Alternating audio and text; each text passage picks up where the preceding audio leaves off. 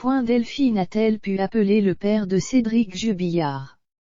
Interrogé par les journalistes de La Dépêche, Gérard a révélé avoir reçu un mystérieux coup de téléphone d'une jeune femme dont il n'a jamais su l'identité.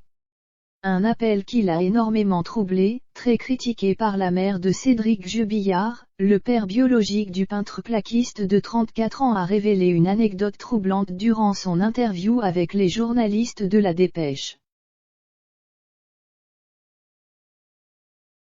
S'il n'avait plus aucun contact avec son fils, Gérard confie avoir été informé de la naissance de son petit-fils Louis par une mystérieuse femme. Encore chamboulé par cet appel, il confie, il y a un peu plus de 6 ans, j'ai reçu un appel téléphonique. Au bout du fil j'ai reconnu une voix de femme qui m'informait que j'étais grand-père. Et puis ça a aussitôt raccroché.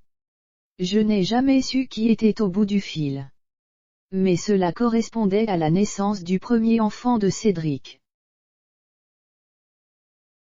S'agissait-il de Delphine Jubillard qui aurait pu souhaiter informer le père de son mari qu'il était désormais grand-père?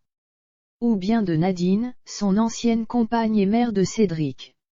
Le mystère n'a jamais été résolu pour Gérard qui a récemment confié qu'il aimerait beaucoup aller rendre visite à son fils à la prison de Seyss.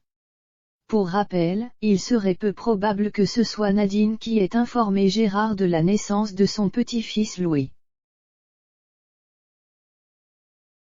Très critique vis-à-vis de lui, elle a récemment confié être très choquée qu'il ose faire des déclarations sur Cédric alors qu'il a toujours été, selon elle, un père absent.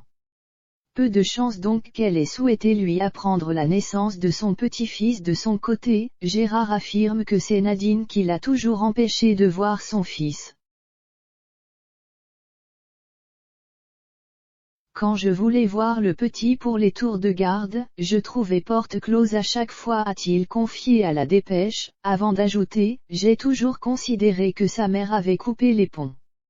J'ai ressenti que l'on me mettait des bâtons dans les roues et qu'il serait quasiment impossible de revoir le petit, surnom de Cédric.